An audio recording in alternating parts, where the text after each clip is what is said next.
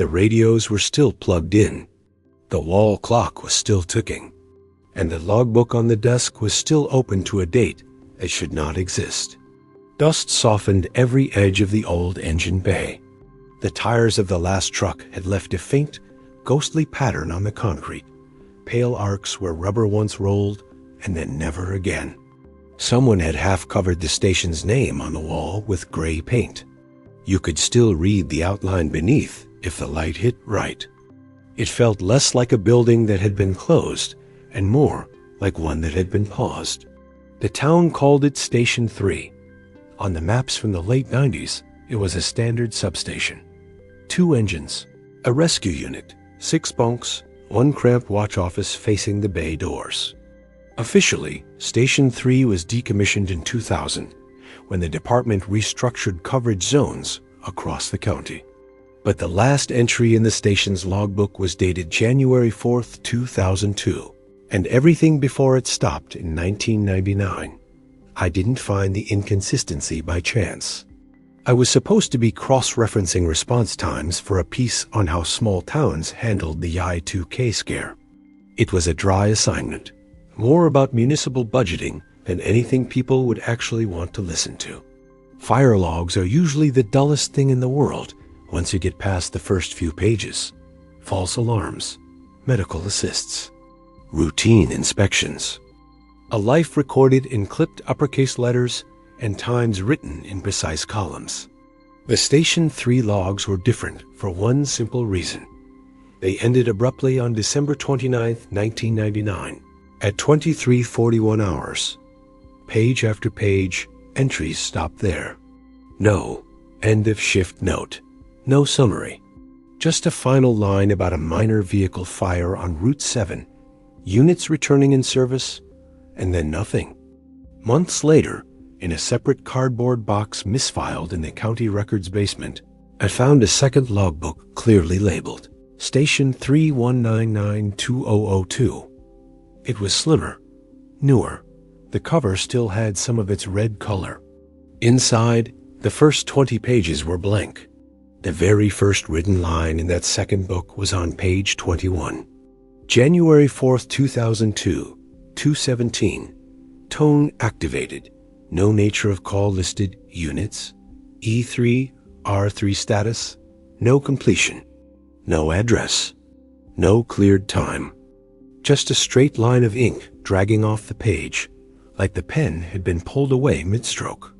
So I had one book that stopped in 1999 and another that claimed to continue the record, but only with a single incomplete entry dated 3 years later. According to city records, Station 3 had no staff in 2002, no apparatus, no budget line. The building was listed as inactive pending disposition, lights out, doors locked, services transferred. And yet there it was, in careful block handwriting, a call being dispatched to units that were supposed to no longer exist. That was why I talked my way into the building with a temporary access badge and a key from facilities. That was why I brushed dust off the watch desk and angled the old gooseneck lamp down at the logbooks. That was why I had a recorder running from the moment I walked in, its red light steady, picking up every creak and distant car. On paper, this was a simple administrative anomaly, a misstated entry.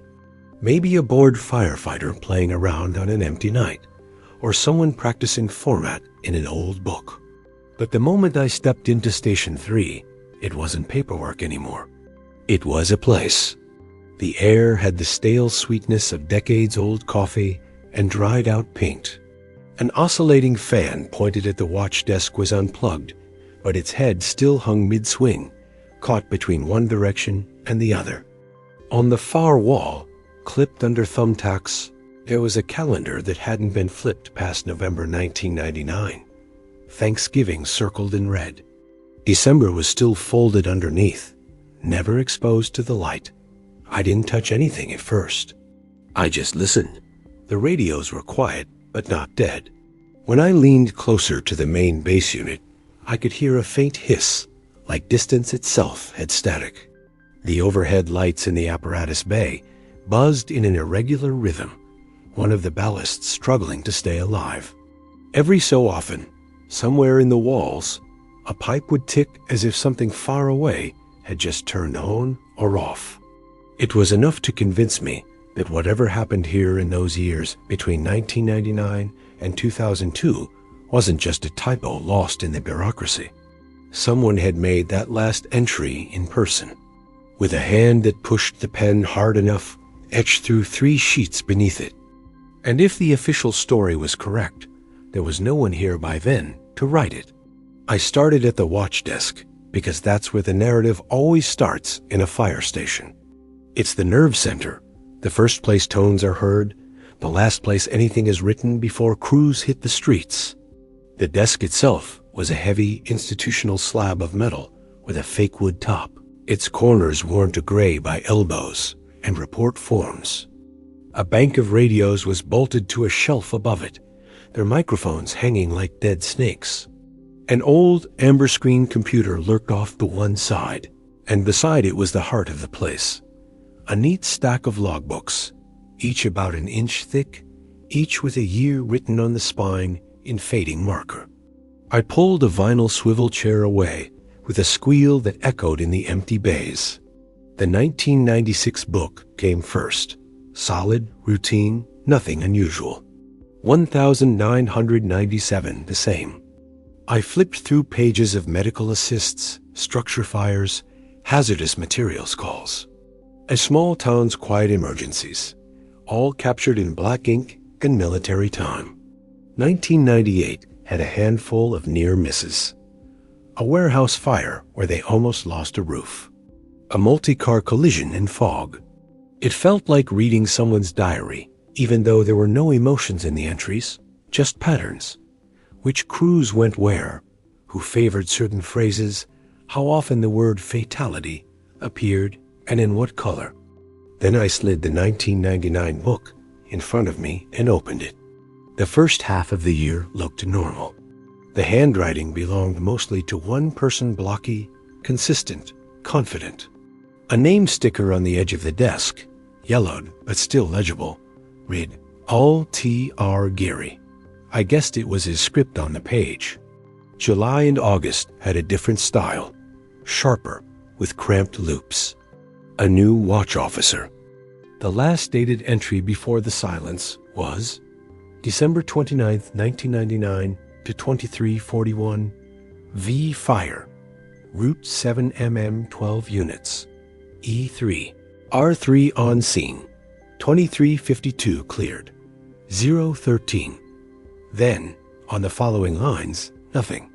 No strike-throughs, no notes. The rest of the page was blank. I flipped to the next page, blank. The one after that, blank. The odor of the paper was stronger here, a little sour from where moisture had crept in at the edges. I ran my fingers gently along the bottom margin, careful not to smudge anything. On the 4th blank page after the last entry, I saw something I would have missed if the light had been different. Faint indentations pressed into the paper where someone had written hard on a sheet that was now gone. Not words, just pressure marks, tiny valleys and ridges hinting at letters. I tilted the lamp down to rake light across the surface at an angle. The hidden characters appeared in pale relief. Time had erased the ink, but not the force.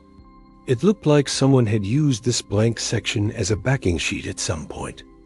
I could make out fragments. 2000. Box. Door. The lines overlapped, mixed with curves and slashes I couldn't put together. There were numbers too, scattered, not in sequence, as if they'd been part of unit designations or telephone numbers. I checked the inside back cover. There was a pocket meant for closing notes. It was empty. No year-end summary, no incident totals. It just stopped. The second book, the one labeled 1999 to 2002, had been sitting under the others. Its cover was still stiff. When I opened it, the spine cracked faintly like someone stretching their back for the first time in years. The first 20 pages were blank, as I'd seen in the records office. The paper here was whiter, heavier, On page 21, in the same block-style handwriting I'd seen from the late 90s, the lone line of text sat dead center. January 4th, 2002, 217, tone-activated units, E3, R3 status. Up close, there was more detail. Whoever wrote this had dug the pen so hard into the desk that the ballpoint had torn tiny fibers in the page. The ink was slightly darker than the 1999 entries, but that could have been the brand or age of the pen. What caught my eye was the date. The 2 in 2002 had a subtle hesitation in it. The first stroke curved down and then stopped briefly before looping back, like someone who had been about to write 2000 out of habit, then realized mid-motion that it was no longer the right year. I checked the pages underneath. The indented mirror image of the entry was impressed onto 3 sheets below. With the lamp low, I could see the echo of it. Same time, same units, same unfinished status lines slipping off the page. If this was a prank, it was committed. Someone had gone through the trouble of getting access to an inactive station, pulling an almost unused logbook, and drafting a perfect imitation of a watch officer's handwriting years after the fact. If it was not a prank, then someone who had once filled these logs had come back, quietly, without telling anyone. I leaned back, listening to the building. Behind the desk, a door led into the dorms and kitchen. A hand-lettered sign on it still read, "Do not prop open, alarmed." The metal push bar was cold under my hand when I tried it. The mechanism clicked, but no siren sounded. Whatever system it had been tied into was dead. In the silence that followed the click, the radio static sounded a little louder. The base unit's display was dark. The power light was off. I checked the backno cable. It shouldn't have been making any sound at all. I picked up the microphone, more out of reflex than anything, and the hiss sharpened in my hand, like cupping your ear toward the ocean. "Station 3 watch," I said, not transmitting, just letting the words fill the room. Who wrote the last line? The hiss didn't change. It was just interference, just the cheap speaker picking up ambient electromagnetic noise. Still, I set the mic down carefully, as if it might answer. I'd come here with one basic question. How could a shuttered fire station generate a dispatch entry 3 years after it died? By the time I left the watch desk, I had a second, more uncomfortable one.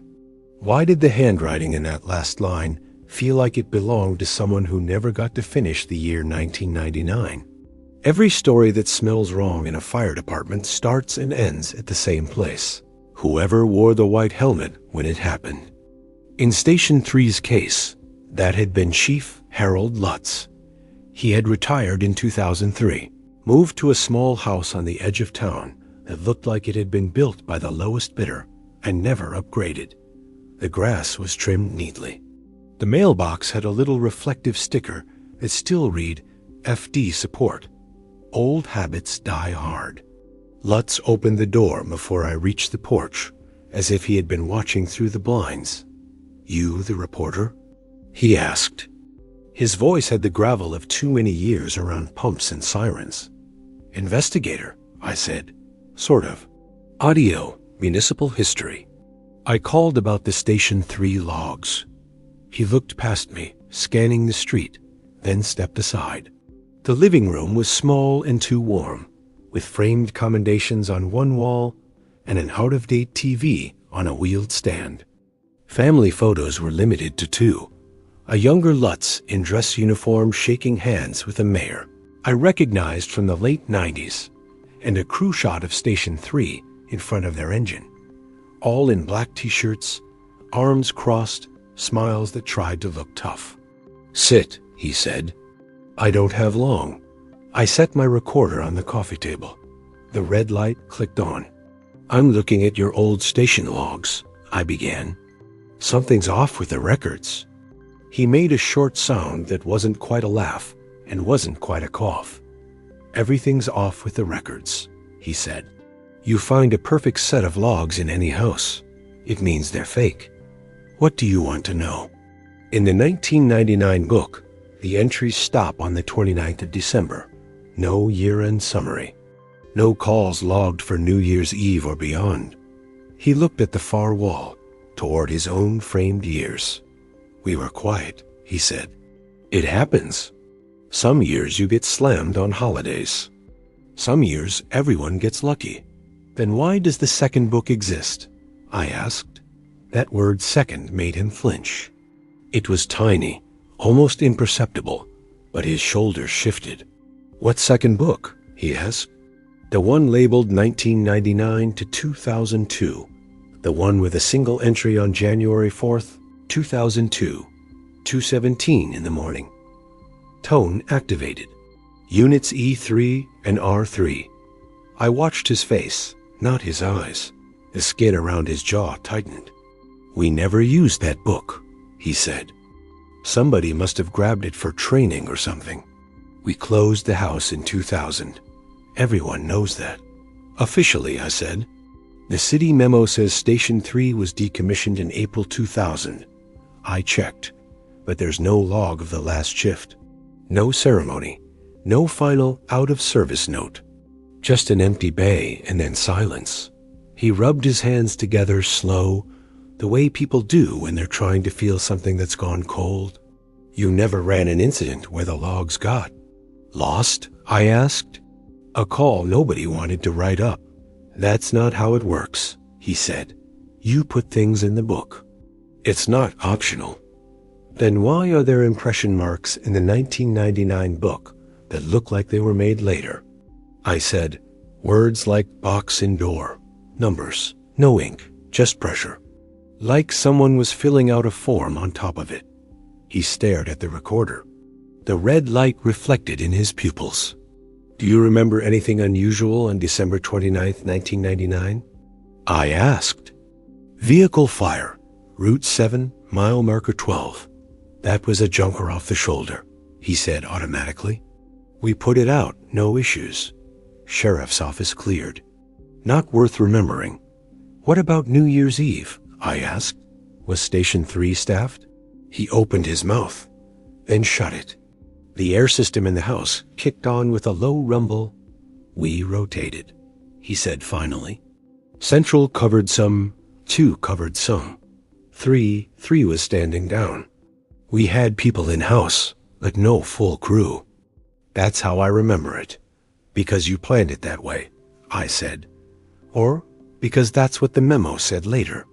You're twisting this up for drama, he snapped. We didn't leave people hanging. Every square mile had coverage. Nobody died because we were down. I didn't say anyone died, I replied.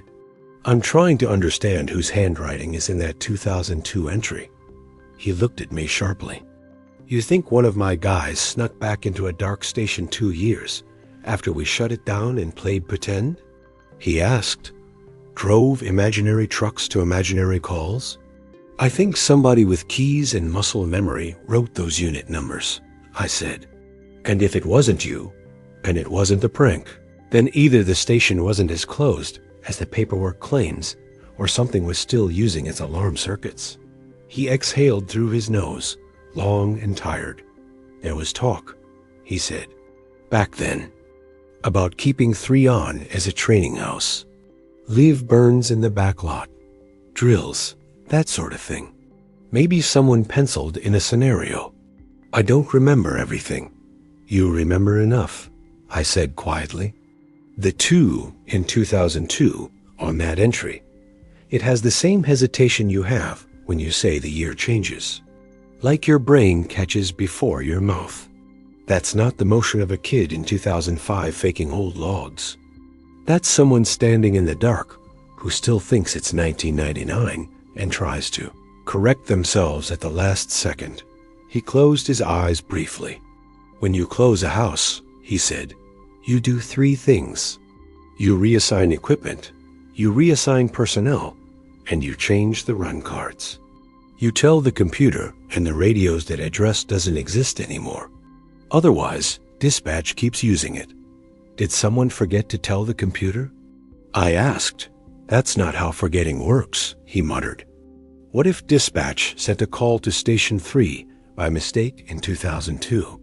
I said. The tones went off. The printer, if you had one kicked out a slip, someone happened to be in the building. They wrote it in the book on reflex. They realized the house was dead halfway through and stopped. He opened his eyes again and they were wet, but not from sadness. This was something else. Old anger, maybe. Old fear that had nowhere left to go. Everything we did went through county communications, he said. You want to chase ghosts. You go pull those tapes. See if anyone called for engine 3 after we took it off the board. Tapes? I asked. He almost smiled. A quick, broken thing. You think they were digital back then? He said. We had reels. Then microcassettes. All those little wheels turning and turning in a rack next to the console. Go find those if you can. Listen to the night we didn't exist. I stood to leave. At the door, he spoke again, softer. There's a reason we mark end of service in the log, he said. You don't just walk away from a watch. It has to end somewhere. If your book doesn't end, that's something else. What else? I asked. He shook his head. Sometimes the paperwork forgets a place is gone, he said. That's all I'm going to say. He closed the door before I could ask what he meant. The County Communications Center sat in the back of the new public safety complex, all glass and brushed metal, built on a budget that would have kept Station 3 open for another decade. The dispatcher at the front desk was young enough that 1999 was a childhood memory. In the late 90s, we were still recording on microcassette? I asked. She shrugged. I've only been here 5 years, she said. But we have archives.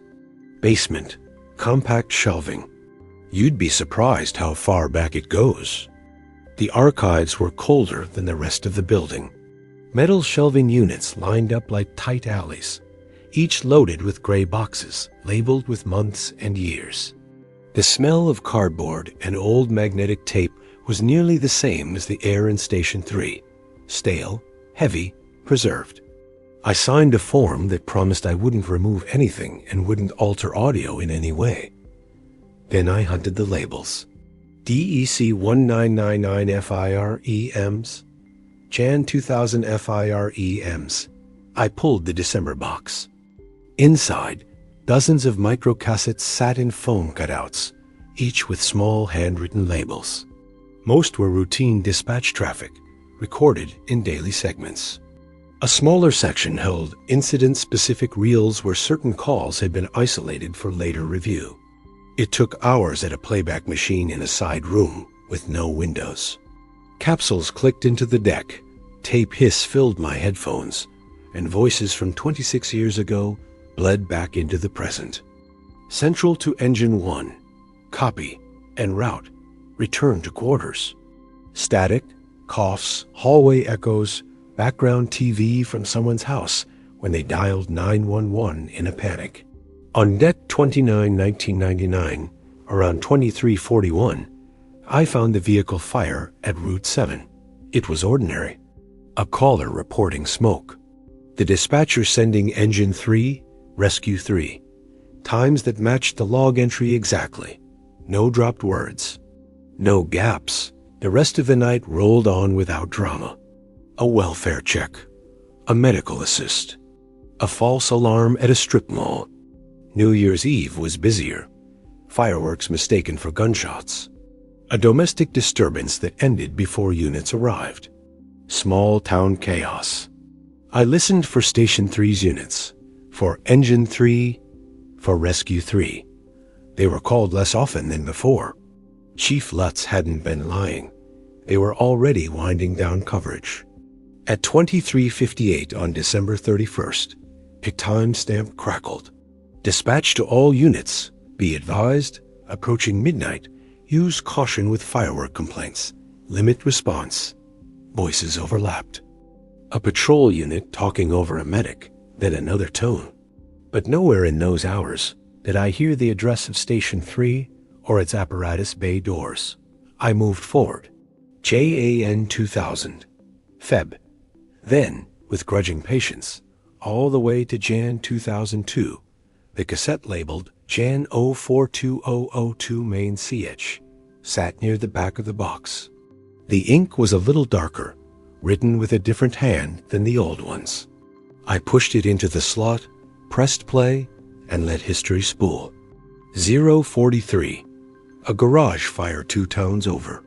112. An alarm malfunction at a warehouse. 159. A caller reporting a smell of smoke, no visible flames. And then, 2 hours 16 minutes and 35 seconds. A soft clunk, like a relay closing. 2 hours 17 minutes and 0 seconds. A tone burst.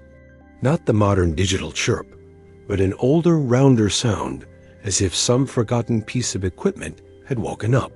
The dispatcher's voice followed, slightly puzzled. Central to, Station 3, acknowledge test page. Engine 3, Rescue 3 correction, disregard. She cut herself off. A muttered curse off mic. The sound of keys being punched. In my headphones, the background room noise rose. Chairs rolling, papers shifting. Another voice, male, closer to the console mic. When did we put 3 back on? He asked. We didn't, she answered. It just popped up in the group. I hit the tones out of habit. They went silent for 8 seconds. On the record, 8 seconds stretches. Did they answer? He asked. All units from Station 3, if you're on the air, this is Central. Identify. Nothing. Just static shaped by distance, humming on a frequency reserved for calls that would never be answered again. Glitch, he decided. Kill that box. We don't page him anymore, remember? A chair squeaked. Someone flipped a switch. The tone generator clicked off with another mechanical clunk. The tape rolled on, oblivious. What wasn't on, it was as interesting as what was. There was no dispatch of a call to Station 3. No tone activated. Engine 3, Rescue 3 respond. Just a test page that slipped muscle memory for a heartbeat, and then was retracted. No one, according to the recording, had transmitted an actual incident for those units. But somebody, somewhere, had written tone activated in a book sitting on that desk. At that same time, with so much force the pen almost ripped through. It could still be coincidence. Maybe the log entry was written by someone who heard the test tone from a scanner at home, years later, and came back to commemorate it. Maybe there was a training exercise off the books. Maybe all the maybes were just garbage. I was feeding myself to avoid the simpler truth that someone had been standing in. Station 3 at 2:17 a.m. on January 4th, 2002, listening to that tone, and did the only thing they knew how to do with that sound. They reached for the logbook. Before I left the archive room, I rewound to 2:17 again. This time I listened not just to the dispatchers, but to the ambience. Behind their voices, very faint, there was a second tone, delayed by less than half a second from the first. A repeater, maybe. Another station's receiver. It echoed slightly, as if coming from a larger, emptier space. On the tape, no one commented on it. It might have been nothing. It might have been everything. I copied that segment of audio and saved it. Then I pulled the only other piece of old tech that could tie this together. A list of the fire alarm circuits that still had active leases as of 2002. Station 3's phone line was supposed to have been disconnected in 2000. Billing records said otherwise. You can tell a lot about a building by which utilities are cut last. Water tends to go quickly. Electricity lingers.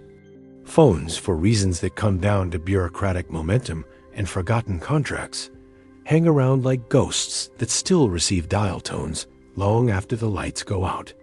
At the city's engineering office, buried under stacks of easements and zoning maps, there was a binder labeled "Come LINES Fire." I flipped through plastic sleeves of invoices.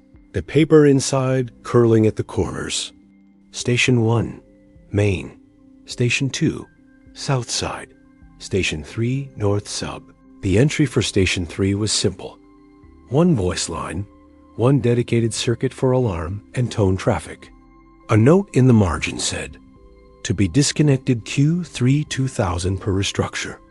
But the invoices continued past that date. Month after month, a small line item persisted. Jan 2001, service active. June 2001, service active. Jan 2002, service active. The cancellation paperwork was stamped as received in March 2002 with a notation, backdated effective the 1st of April 2000. The system had been corrected in theory. On paper, someone had reached back in time and erased 23 months of connectivity.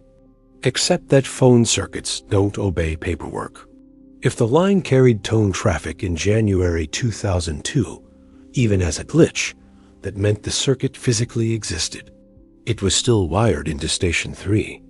It was still capable of carrying a signal in and out of a building nobody was supposed to be using. I went back to Station 3 that afternoon with a portable line tester and a flashlight. The sky outside was flat and overcast. The parking lot looked more abandoned in daylight than it had under the station's interior fluorescence. Weeds pushed through cracks in the asphalt. Inside, the air felt cooler than before. I made my way past the watch desk, following the path of conduit on the walls. There was a cramped closet off the hallway, its door labeled telecom with a label maker tag that had yellowed and curled at the edges. The lock on the closet door was broken. It hung slightly open. Inside, a panel of punch-down blocks and cable bundles filled the wall. A single ancient beige telephone unit hung on a screw by its coiled cord, the kind with physical bells inside. I plugged the tester into the demarc point. The device chirped. Line power, present. Dial tone, present. For a station that had been, on paper, dark for over 2 decades, its communication vein was still very much alive. I lifted the old phone's handset to my ear. The sound of dial tone flooded in, a steady, unwavering A440-like hum. I could almost picture it running through buried cables under the street, through junctions, through boxes in forgotten basements, reaching all the way to a switch that still thought Station 3 meant something. I checked my recorder. It was rolling on the watch desk, capturing both my breathing and the faint drone of the line through the open closet door. "What number is this?" I asked, more to myself than anyone. I dialed 0, half expecting a modern automated system. Instead, a human operator answered. Not a polished corporate voice, but a local one.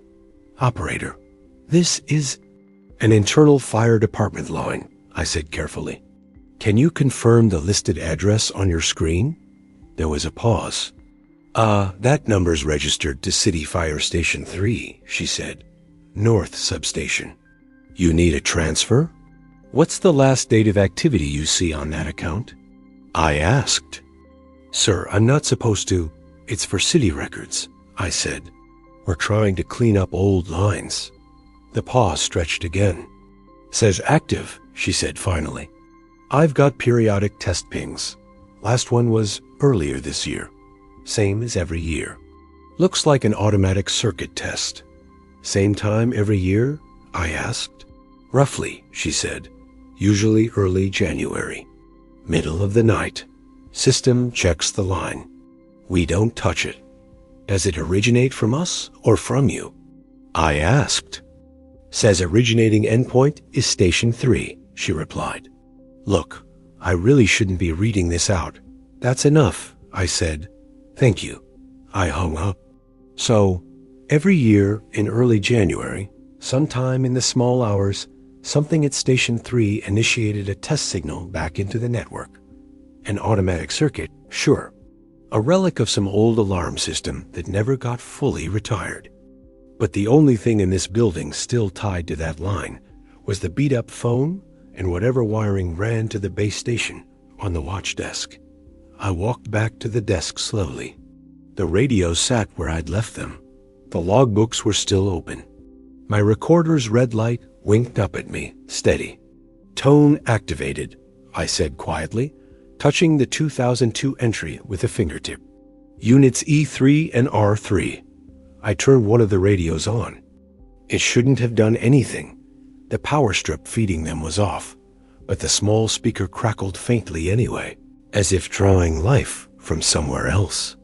The hiss shifted subtly, and for a heartbeat, I thought I heard the ghost of that test tone from the tape. Round, analog, too brief to be sure.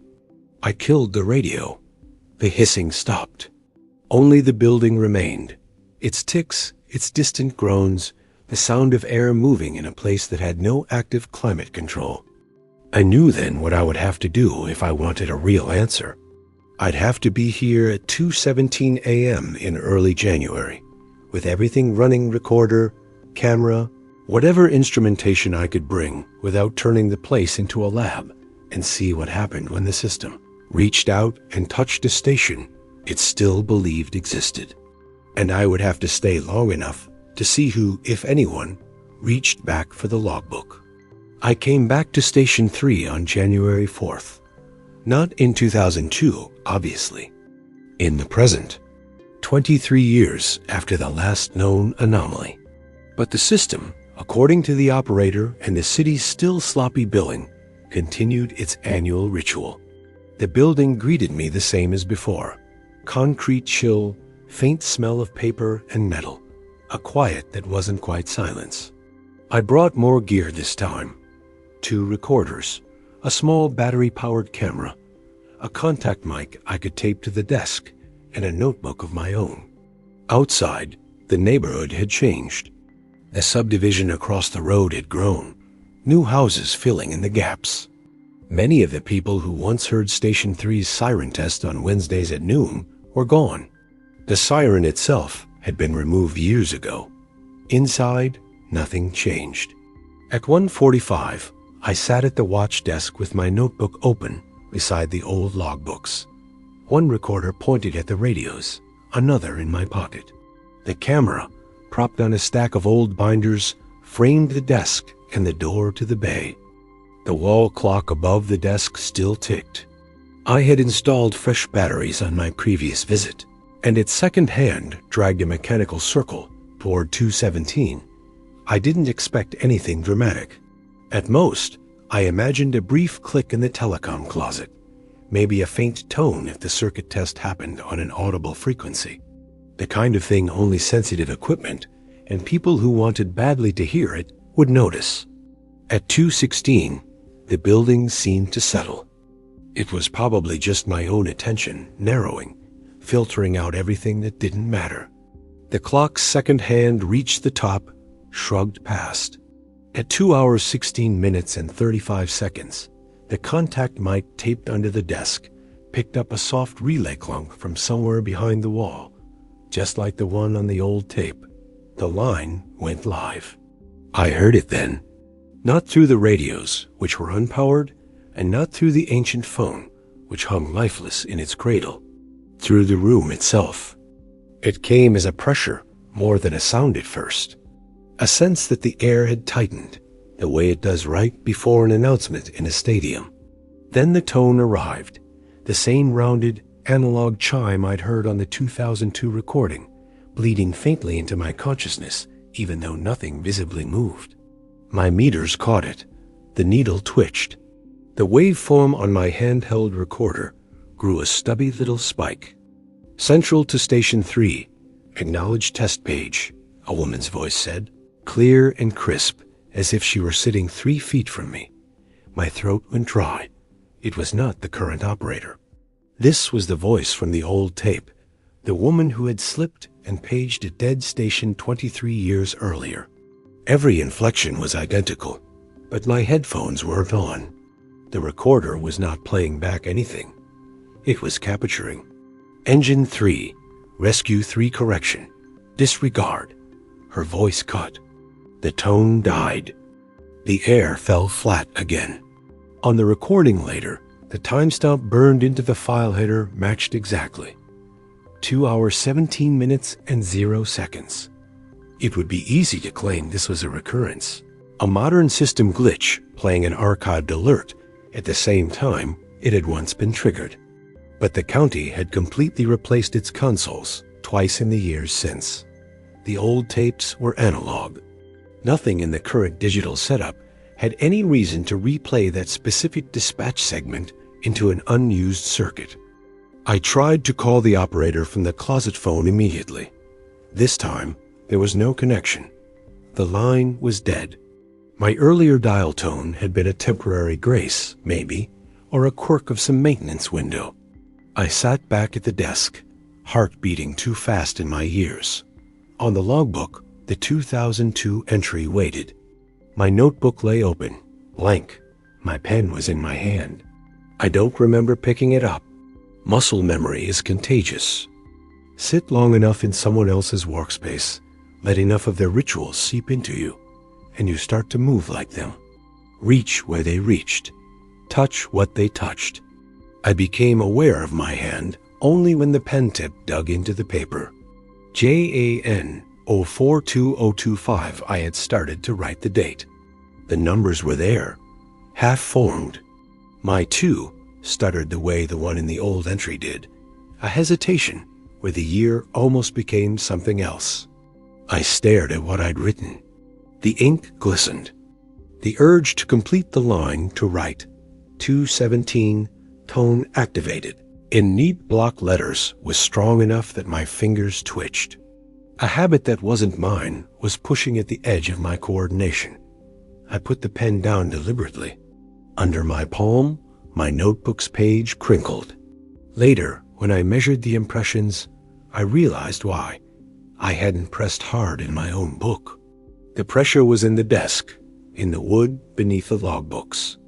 Whatever had written, a 2002 entry had driven the pen through so many layers that the scar had never really left the surface. When I lifted my notebook, the underside of its page was etched faintly with a shape that matched the older strokes. It was like laying tracing paper over an invisible original. My hand had wanted to align with a groove worn years before. On the recorder, my own breathing was loud. Station 3 log, I said aloud, voice shaking more than I liked. January 4th, 2002, 2:17 a.m. tone activated. No units respond. I waited, half expecting the room to answer. It didn't, of course. The wall clock ticked on. I closed both the old logbook and my notebook, one on top of the other. The contact mic still whispered the building's tiny internal movements into my recorder. Technically, everything that had happened could be explained. The annual circuit test might have been misrouted audio from an archival server, triggered by some obscure legacy setting nobody ever cleared. The continued registration of Station 3's line in modern systems could be the result of lazy data hygiene. My hand drifting into the exact curve of that old 2 could be subconscious mimicry after staring at it for so long. The lone entry in the 1999 to 2002 logbook might have been made by a firefighter, swinging by their old house in the middle of the night, hearing an unexpected tone and giving in to habit before realizing they were writing in a place that no longer counted. The fact that no one ever admitted to doing it, no one claimed the handwriting, no one remembered being there, could be chalked up to embarrassment, to departmental culture, to men who didn't want to admit that they drove back to a dark station to sit in the watch chair and pretend for one more minute that they still belonged. It could all be coincidence and frailty and improperly retired circuits. It could. When I left Station 3 that morning, the sky over the bays was starting to gray. The neighborhood was still mostly asleep. My car's headlights swept across the front of the building, catching on the faded outline of its old signage. I glanced back at the watch office window. For a second, through the glass, I saw the faintest sliver of movement, the suggestion of someone standing at the desk, shoulders bent, head down over a book. It was just a reflection, a trick of my own posture, mirrored in imperfect glass. When I shifted, the figure dissolved. The story, as I can prove it, is small. A set of logs that end abruptly in 1999. A second book that begins and ends with a single unfinished line dated 2002. A phone circuit that refuses to acknowledge its building is gone. A voice, recorded long ago, that seems to echo itself back into the same dead space at the same dead hour, year after year. The last time I checked, months after that January visit, Station 3's line was still marked active in the telecom database, though someone had finally submitted new cancellation forms. The city's IT department had no record of any scheduled tests for that circuit. The communications center had no explanation for the repeated early January anomalies, which they dismissed as legacy noise. The logbooks remain where I found them. The 1999 volume still stops on December 29th. The 1992002 volume still shows only one half-completed entry. But if you slide a blank sheet between them, tilt the lamplight just right, and run your fingers over the paper, you can feel the grooves of writing that isn't visible anymore. Bits of words. Bits of dates. The scar tissue of a watch that was never properly ended. Nobody ever wrote "out of service" in the Station 3 book. The line that wanted to carry that sentence never found a hand willing to write it. So instead, the system does what systems do when we forget to tell them a place has died. It keeps trying, over and over, at the same time every year, to wake that place up. At 2:17 in the morning in early January, a tone still fires down a buried wire into an address the city no longer acknowledges. The air inside Station 3 tightens. The old desk remembers the weight of a pen. And somewhere in the overlapping layers of paper, the last entry that should have been written in 1999, but was dated 2002 instead, waits for someone to come back and finish the line, not with explanation, just with the one phrase that would finally let the watch end. Units E3 R3 status, never returned to service. I haven't gone back again, but the logbooks are still there. And unless someone remembers to finally cross the station off every circuit list and console configuration, I don't think they're done being written in. Not by me. Not necessarily by anyone you could meet at the retirement home. Just by the intersection of habit and infrastructure, doing what they do best. Repeating motions. Refusing to acknowledge an ending that was never properly put on the page.